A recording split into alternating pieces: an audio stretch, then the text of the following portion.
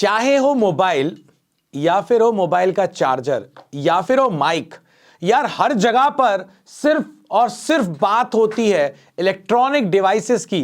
तो चलिए शुरू करते हैं अपनी लास्ट यूनिट, इलेक्ट्रॉनिक डिवाइसेस।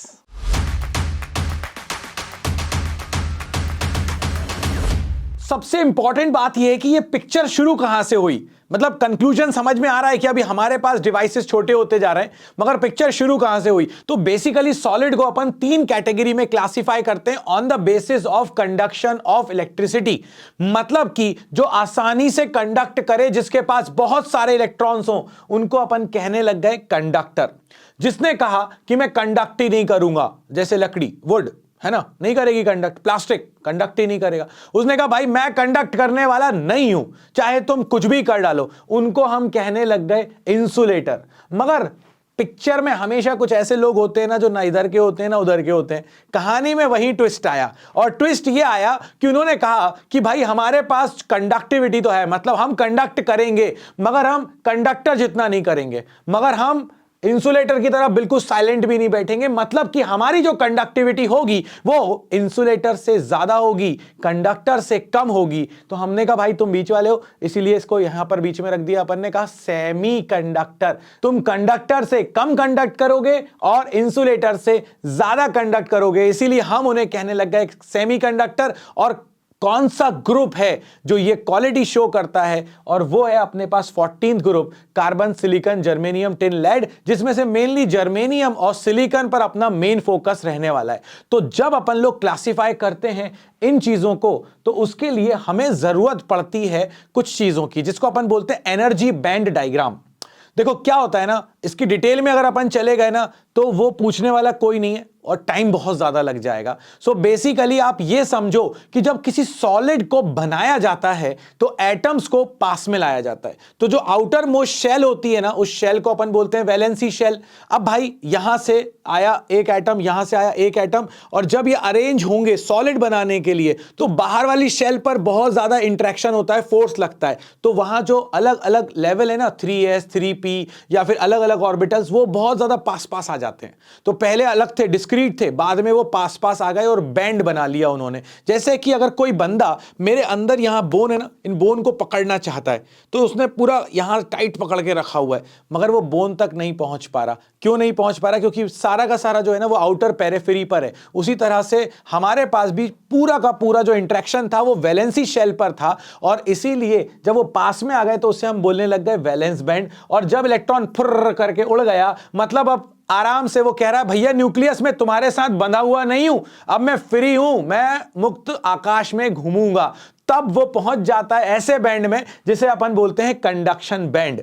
अब यहां पर जब हमने इनके बारे में समझा, इनके बारे में पढ़ा, तो हमें यह समझ में आया कि वैलेंस बैंड और कंडक्शन बैंड के बेसिस पर अपन लोग अलग अलग मटेरियल को क्लासिफाई कर सकते हैं। अगर मैं इस एक्सिस पर ले लूं मेरी एनर्जी को, तो अगर मैं इस एक्सिस पर ले लूं एनर्जी और यहां पर मेरे पास है डिस्टेंस, तो ये वैलेंस बैंड और कंडक्शन बैंड के बीच में जो गैप है हमारे पास, ये गैप बताता है, क्योंकि यहां तो इलेक्ट्रॉन फुर करके उड़ चुका है, फ्री में स्टेट पर है। यहां पर जो इलेक्ट्रॉन है वैलेंस बैंड वाला, वो बंधा हुआ है न्यूक्लियस के साथ, तो वो फ्री नहीं है हमारे पास। तो हुआ क्या, अगर हम लोग एनर्जी बैंड डायग्राम, बहुत इंपॉर्टेंट है, हद से ज्यादा इंपॉर्टेंट है इस बार के लिए, अगर हम एनर्जी बैंड डायग्राम बनाएं, तो एनर्जी बैंड डायग्राम में जो गैप होता है, इस गैप को अपन बोलते हैं forbidden energy gap, band gap या एनर्जी गैप, आप जो भी चाहे इसका वर्ड यूज कर सकते हैं। तो वैलेंस बैंड और एनर्जी बैंड के बीच में अगर गैप 0.7 इलेक्ट्रॉन वोल्ट के आसपास आता है, या अपन और ज्यादा प्रिसाइज चल जाएं वैसे तो जब ये एनर्जी बैंड गैप हमारे पास 1 इलेक्ट्रॉन वोल्ट के आसपास होता है, तो उस समय अपन बोल देते हैं इसको कि भाई ये सेमीकंडक्टर है। अगर अपन लोग देखें ये जो बैंड गैप है, एनर्जी गैप है, अगर ये एनर्जी गैप 3 इलेक्ट्रॉन वोल्ट से ज्यादा हो जाए, उस केस में अपन ये कहते हैं इंसुलेटर है। मतलब अब कोई भी इलेक्ट्रॉन वैलेंस बैंड से कंडक्शन बैंड में जाने वाला नहीं है। और अगर ये गैप जो है हो ही ना, मतलब कि ये ओवरलैप कर रहे हो, यहां पर वैलेंस बैंड और कंडक्शन बैंड अगर ओवरलैप कर रहे हैं, मतलब कि वैलेंस बैंड का इलेक्ट्रॉन आसानी से उछल कदमी करके हुए कंडक्शन बैंड में घूम रहा है बिना ज्यादा एनर्जी लिए, मतलब एनर्जी की उसको कोई जरूरत ही नहीं है, फ्री है, वो तो घूम कर आ रहा है वहां पर, तो फिर अपने पास जो बनता है उसे अपन कहते हैं कंडक्टर, और इस केस में एनर्जी बैंड गैप जो है वो 0 है। ध्यान से 1 electron volt, more than 3 electron volt और 0 इलेक्ट्रॉन वोल्ट अगर गैप है तो फिर यहां पर वो कहलाएगा कंडक्टर। तो ये अपने पास जो था, ये अपने पास क्लासिफिकेशन था एनर्जी बैंड गैप का या एनर्जी बैंड डायग्राम का, और एनर्जी बैंड की डेफिनेशन, वैलेंस बैंड की डेफिनेशन, कंडक्शन बैंड की डेफिनेशन और एनर्जी बैंड गैप की जो डेफिनेशन है ये सब मैंने नोट्स में नीचे मेंशन कर दिए, डिस्क्रिप्शन से डाउनलोड कर लेना। जो मैंने समझाया वही चीज लिखी हुई है, बट हां लिखना जरूरी है, पता होना जरूरी है, इसलिए मैंने तुम्हारे लिए यहां पर ये मेंशन कर दी।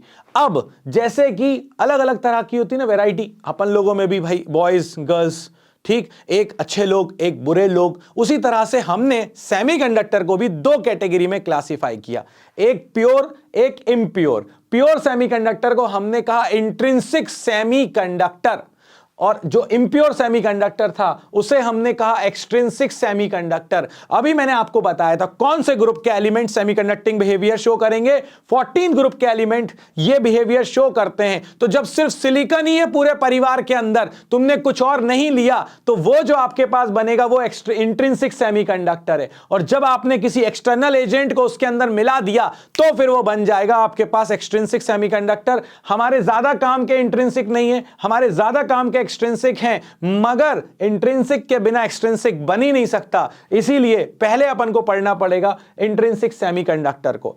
अब अगर अपन देखें तो इंट्रिंसिक सेमीकंडक्टर के अंदर क्या है अपने पास, तो जब हम प्योर सेमीकंडक्टर या इंट्रिंसिक सेमीकंडक्टर की बात करते हैं दोस्तों, तो मैंने अभी आपसे कहा प्योर सेमीकंडक्टिंग बिहेवियर शो करता है कौन सा ग्रुप का एलिमेंट अपने पास, वो शो करता है 14 ग्रुप का एलिमेंट। अगर अपन सिलिकॉन की बात करें दोस्तों, तो सिलिकॉन का एटॉमिक नंबर होता है 14, और इसको अपन देखें तो ये होता है 2,8,4, यानी कि आउटर मोस्ट में कितने इलेक्ट्रॉन है, 4 इलेक्ट्रॉन है। अगर आउटर मोस्ट में 4 इलेक्ट्रॉन है तो ना तो ये 4 इलेक्ट्रॉन देगा ना ये 4 इलेक्ट्रॉन लेगा, मतलब ये कहता है भाई मैं तो शेयरिंग करने पे भरोसा रखता हूं। शेयरिंग का मतलब क्या हुआ, कोवेलेंट बॉन्ड बनाएगा। तो यहां पर जो ये सिलिकॉन है इसके पास कितने इलेक्ट्रॉन है आउटर मोस्ट में, 4 इलेक्ट्रॉन्स हैं। तो ये अलग अलग 4 सिलिकॉन से कहता है कि आ जाओ मेरे से दोस्ती कर लो। यहां पर देखो ये 4 इलेक्ट्रॉन्स थे इसके चारों तरफ, और ये अदर 4 सिलिकॉन्स आए और उनके साथ आकर इसने दोस्ती कर ली। उसी तरह से ये सिलिकॉन भी 4 अदर सिलिकॉन से कनेक्टेड होगा, ये भी 4 अदर से होगा। इसका हाइब्रिडाइजेशन होता है sp3। बस एक इंफॉर्मेशन है इसलिए बता रहा हूं, टेंशन बिल्कुल मत लेना। चलो, तो ये अपने पास हो गया प्योर सेमीकंडक्टर। अब होता क्या है, जब थर्मल एनर्जी मिलती है तो थर्मल एनर्जी की वजह से इलेक्ट्रॉन अपनी जगह को छोड़ देता है। तो ये आपका इलेक्ट्रॉन जो है ये बाहर आ गया और वहां पर वैकेंसी क्रिएट हो जाएगी। अब इलेक्ट्रॉन तो बाहर आ गया, वैलेंस बैंड से कौन से बैंड में आ गया, कंडक्शन बैंड में आ गया, मगर उसने अपने लिए वहां पर वैकेंसी छोड़ दी। ये जो वैकेंसी होती है ना, इस वैकेंसी को हम कहते हैं होल्स, और ये होता है वैलेंस बैंड में। जब इलेक्ट्रॉन बैठा हुआ था तो वहां पे कोई चार्ज नहीं था, मगर इलेक्ट्रॉन नेगेटिव था, नेगेटिव चला गया तो वहां पे क्या बचा, पॉजिटिव चार्ज। इसीलिए यहां पर एक वैकेंसी एग्जिस्ट कर रही है, और वो जो वैकेंसी है उसको अपन कहते हैं होल, और इस पर होता है पॉजिटिव चार्ज। मगर क्वेश्चन ये उठता है कि क्या ये होल किसी काम का है? जी हां, ये होल बहुत काम का है। कैसे है ये काम का, वो आपको अब बताता हूं। अगर यहां पर आप गौर से देखो तो ये देखो, ये कौन से इलेक्ट्रॉन्स हैं अपने, ये जो मूव कर रहे हैं ये कौन से इलेक्ट्रॉन्स हैं?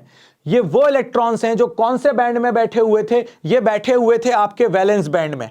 ठीक, ये किसी काम के नहीं थे, मगर क्या हुआ, यहां पर वैकेंसी क्रिएट हुई और उसने बाजू वाले इलेक्ट्रॉन को अट्रैक्ट करना स्टार्ट कर दिया। वो इलेक्ट्रॉन जो वैलेंस बैंड में बैठा हुआ था, जो किसी काम का नहीं था, उस वैकेंसी ने उसको अट्रैक्ट कर लिया, और उसको जैसे ही अट्रैक्ट किया, यहां पर वो वैकेंसी अब उन इलेक्ट्रॉन्स को अट्रैक्ट कर रही है, और इसीलिए अब वो इलेक्ट्रॉन भी मूव कर रहे हैं। मगर मूव किसके कारण कर रहे हैं? वैकेंसी के कारण मूव कर रहे हैं। इसीलिए इसको भी हमने एक चार्ज कैरियर कहा, और इसीलिए हमारे पास प्योर सेमीकंडक्टर में 2 तरह के चार्ज कैरियर होते हैं, electrons, free electrons in conduction band and holes in valence band. और नंबर ऑफ इलेक्ट्रॉन्स और नंबर ऑफ होल्स जो होते हैं यहां पर वो इक्वल होते हैं in case of pure semiconductor.